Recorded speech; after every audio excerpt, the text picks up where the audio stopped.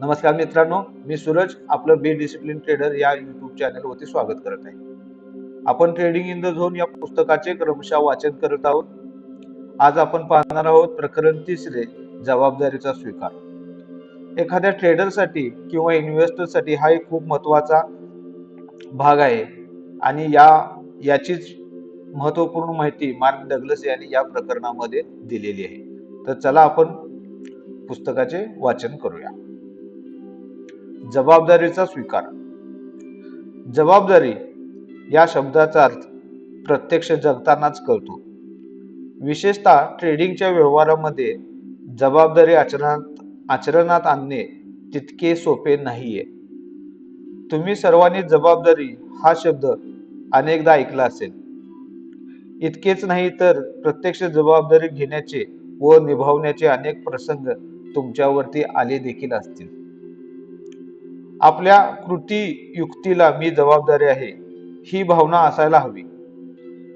ज्याप्रमाणे तहानलेल्या माणसाला पाण्याची गरज असते, त्याप्रमाणे आज माणसाला चांगुलपणाचा स्पर्श देणारे हळूवार ऊब देखील हवी आहे.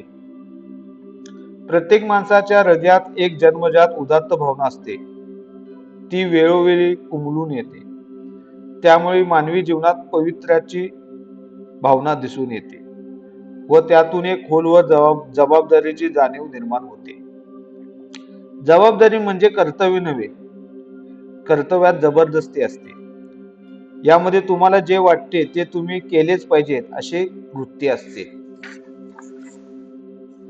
जबाबदारीची जाणीव ही एखाद्या मातेला आपल्या आजारी मुलाविषयी वाटणाऱ्या काळजीसारखी असते. ही खोलवरची काळजी आपल्या बांधवाबद्दल, साऱ्या सृष्टीतील प्राणी मात्रांबद्दल आणि त्यांच्या कल्याणाकरता वाटत असते. तत्वतः मौलिक अशी जबाबदारीची भावना आहे आणि ती मोलाची आहे. जे जे आपण करतो त्या साऱ्यात आपण असे पाऊल टाकायला पाहिजे की मी जबाबदार आहे. ही मूलभूत जाणीव माझ्या ठिकाणी असली पाहिजे. म्हणजे मग कुठेही असलो तरी मी या जाणीवेने काम करीत राहील. या विशाल जाणीवेतून मला सम्यक दृष्टी मिळेल.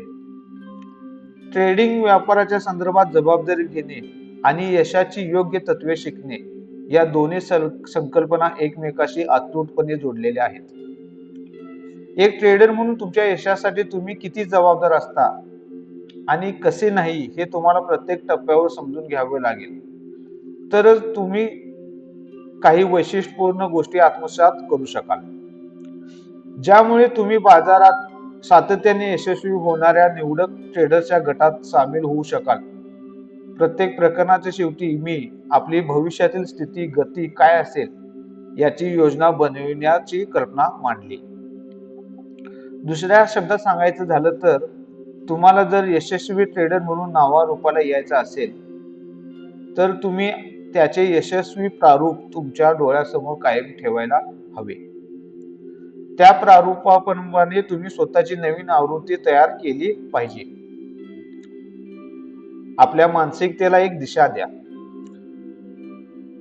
स्वतःची ही नवीन आवृत्ती तयार करण्यासाठी तुम्ही जी साधनं वापराल ती म्हणजे तुमची शिकण्याची तयारी आणि इच्छा, यशस्वी होण्याची तुमची उत्कट प्रेरणा. ही झाली साधने. मग तुमची माध्यमे कोणती असतील? एखादे शिल्प तयार करणारा कलाकार अनेक माध्यमाबरोबर काम करण्याचा पर्याय निवडू शकतो. उदाहरणार्थ माती, संगमरवरी, दगड किंवा धातू. पण तुम्हाला तुमच्या व्यक्तिमत्वाची एक नवीन आवृत्ती तयार करायची असेल, त्याद्वारे तुम्हाला सतत यशस्वी ट्रेडर म्हणून समोर यायचे असेल तर त्यासाठी श्रद्धा आणि तुमची विशिष्ट दृष्टिकोन यांची आवश्यकता आहे. आपल्याला कलात्मक प्रयत्नाचं उत्तम माध्यम आपले मानसिक वातावरण असते. याद्वारेच तुम्ही तुमचं अंतिम ध्येय साध्य करायला हवे. त्यासाठी आवश्यक असलेल्या समजुती आणि दृष्टिकोनाची पुनर्रचना आणि प्रतिष्ठापना आपल्याला करायला हवी. सुसंगता हे आपले अंतिम लक्ष्य आहे असे मी गृहीत धरलो आहे. जर तुम्ही बहुतेक ट्रेडर सामान्य ट्रेडर सारखे असाल तर उपलब्ध असलेल्या संधीची पूर्ण क्षमता आपल्या लक्षात येणार नाही. त्या क्षमतेची अधिकाधिक जाणीव करून देण्यासाठी ती क्षमता आपल्या आयुष्यात अधिकाधिक वास्तव्यात उतरावी असेल तर सातत्याने यशस्वी असलेल्या व्यापाराप्रमाणे आपल्याला विचार करावा लागेल. इतकेच नाही तर नवनव्या गोष्टी शिकून घ्यायला हव्यात. सर्वोत्तम ट्रेडर अनेक अनोख्या व नवनव्या पद्धतीने विचार करतात. त्यांची एक विशिष्ट मानसिकता तयार झालेली असते जी निर्भयपणे ट्रेडिंग करण्यास पाठबळ देते. बेपर्वाई आणि भीतीतून आकारलेल्या अनेक चुका आपल्याला रोखता येतात.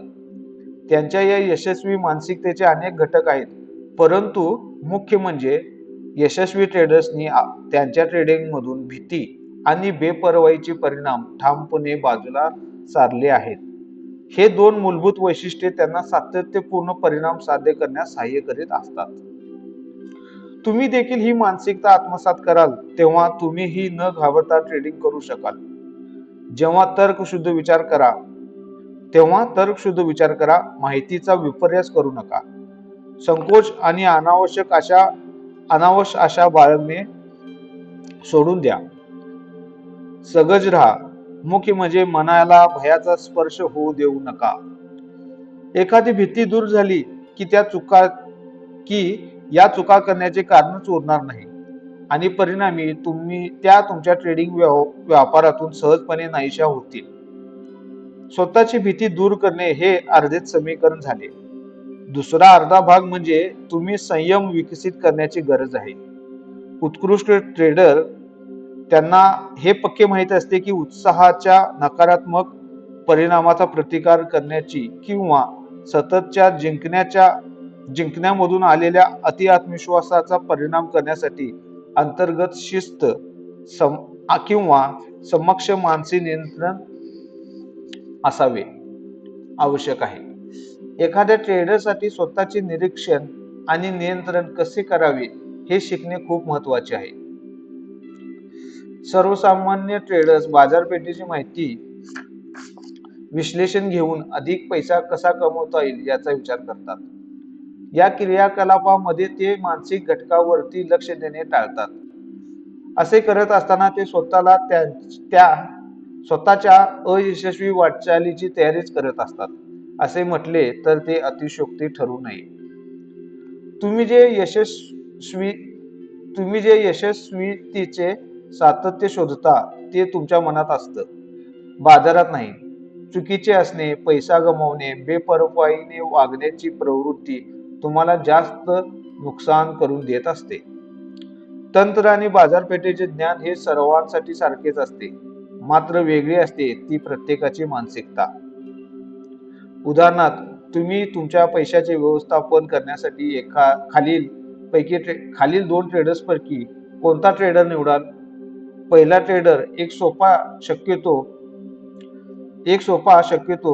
अगदी सामान्य ट्रेडिंग तंत्राचा वापर करतो, परंतु त्याच्याकडे एक अशी मानसिकता असते जी सुप्तपणे बाजारपेठेची माहिती वापरून बाजारपेठेतून आवश्यक परिणाम खेचून आणते. दुसरा ट्रेडर एक अभूतपूर्व विश्लेषक आहे, परंतु तरीही तो सामान्य भीतीतून काम करतो आहे. अनावश्यकपणे तो मानसिक सापळ्यामध्ये अडकलेला आहे. दोघांपैकी पहिल्या ट्रेडरची निवड स्पष्ट आहे. अनालिसिस किंवा स्ट्रॅटेजी पेक्षा मानसिक वृत्तीमुळेच एकूणच चांगले परिणाम साध्य झाल्याचे दिसून येते. अर्थात आदर्श परिस्थिती बरोबर आहे, दोन्ही गुण असणे आवश्यक आहे, परंतु आपल्याला खरोखरच दोन्हीची आवश्यकता नाही. कारण जर आपल्याकडे योग्य दृष्टिकोन असेल, योग्य मानसिकता असेल तर ट्रेडिंग बद्दल इतर सर्व काही गोष्टी मिळवणे तुलनेने सोपे जाते. बरेच ट्रेडर सुरुवातीला त्यांच्या व्यवसायामध्ये समाविष्ट असलेल्या मूळ धोक्याच्या अगदी अवास्तव संकल्पनेसह व्यापार करण्यास सुरुवात करतात. ट्रेडिंग करताना आलेला प्रत्येक विजय आणि काही पराजय ट्रेडर्सना पटवून देतो की ह्या व्यवसायामध्ये घाबरण्यासारखे काहीही नाही आणि ट्रेडिंग हा पैसा कमविण्याचा सर्वात सोपा मार्ग आहे. भीतीचा हा अभाव काही वेळा मनाच्या बेफिकीर अवस्थेमध्ये रूपांतरित होतो. तेव्हा तुम्ही एका विशिष्ट झोनमध्ये जात असता. या झोनमध्ये मनाची अशी अवस्था आहे ज्यामध्ये अजिबात भीती नसते. आणि तुम्ही सहजपणे कृती करता आणि प्रतिक्रिया देता. तुम्ही पर्यायांचा विचार करत नाही किंवा परिणामाचा विचार करत नाही किंवा दुसरा अंदाज बांधत नाही. तुम्ही या क्षणी जे समोर आहे ते करीत राहता. ही भावना तुमच्या मनामध्ये असायला हवी. बहुतेक खेळाडू खेळाच्या या पातळीवर कधीच पोहोचत नाहीत, कारण ते कधीच तेथे चुक कारण ते कधीच त्यांचे चुकेल या भीतीच्या पलीकडे जात नाहीत. यशस्वी खेळाडू अगदी उत्स्फूर्तपणे झोनमध्ये प्रवेश करतात. ही मनाची अशी अवस्था आहे जिच्यात तुम्ही स्वतःला शोधत असता. ती मुळातच सृजनशील असते आणि सहसा जर तुम्ही कृती बदल तर्कशुद्ध किंवा जागरूक पातळीवर विचार करायला सुरुवात केलीत तर तुम्ही भीती आणि नकारात्मकतेमधून बाहेर पडू शकाल. सकारात्मक किंवा आणि जिंकण्याची वृत्ती विकसित करून तुम्ही झोन अनुभवण्यास समर्थ होऊ शकता. तुम्हाला आवश्यक अशा सर्व अनुकूल अशी मानसिकता तुम्ही विकसित करू शकता. सकारात्मक प्रयत्नातून यश मिळवणे अशी मी विजयी वृत्तीची व्याख्या करतो. तुम्हाला जे काही परिणाम मिळतात ते तुमच्या मानसिक विकासाच्या पातळीचे आणि अधिक नाविन्यपूर्ण गोष्टी शिकण्याची आज तुमच्याकडे असली पाहिजे. तुमच्याकडे काही प्रमाणात बेफिकिरी आवश्यक आहे, कारण त्याशिवाय तुम्ही धोके पत्करू शकणार नाही. मात्र ही बेफिकिरी आणि बेपर्वाई उथळ नसावी. ती उथळ असेल तर तुमच्या योग्य मानसिकतेच्या विकासाच्या टप्प्यामध्ये ती अडथळा ठरू शकेल. काही काळ यशस्वी ट्रेडिंग करणे याचा अर्थ असा नाही की आपण यशस्वी ट्रेडर झालो आहोत. तुमच्या यशामध्ये तुम्हाला सातत्य टिकवायचे असेल तर तुम्हाला अभ्यासपूर्णता आणि मानसिक सक्षमता ह्या दोन्ही गोष्टीवर कार्य करावे लागेल. तुमच्या ट्रेडिंगचा दृष्टिकोन तुमच्या व्यवहारामध्ये महत्त्वपूर्ण भूमिका बजावत असतो. बहुतेक खेळामध्ये किंवा इतर स्पर्धात्मक क्रियाकलापामध्ये सहभागीने शारीरिक कौशल्य तसेच मानसिक कौशल्य विकसित करणे आवश्यक असते.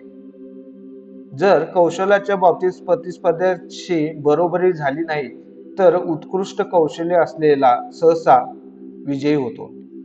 जेव्हा एखादा कमी कौशल्य असलेला स्पर्धक एखाद्या श्रेष्ठ प्रतिस्पर्ध्याला हरवतो तेव्हा विजय निश्चित करणारा घटक कोणता असतो? त्याचं उत्तर म्हणजे तुमची विचारसरणी, वृत्ती. तर मित्रांनो, या ठिकाणी एक महत्वपूर्ण गोष्ट आपण पाहिलो आहोत, ती म्हणजे आपली मानसिकतेला आपल्याला एक दिशा द्यायची आहे आणि ही दिशा कशा प्रकारे असू शकते द्यायची आहे हे आपल्याला मार्क डग्लस यांनी खूप चांगल्या पद्धतीने या पुस्तकामध्ये सांगितलेले आहे. पुढील भाग आपण लवकरच वाचून तोही संपवूया. आता व्हिडिओ थांबूया. जर व्हिडिओ आवडला तर लाईक करा, शेअर करा. आपण अजून जर सबस्क्राईब केला नसेल तर चॅनेलला सबस्क्राईब करा. धन्यवाद.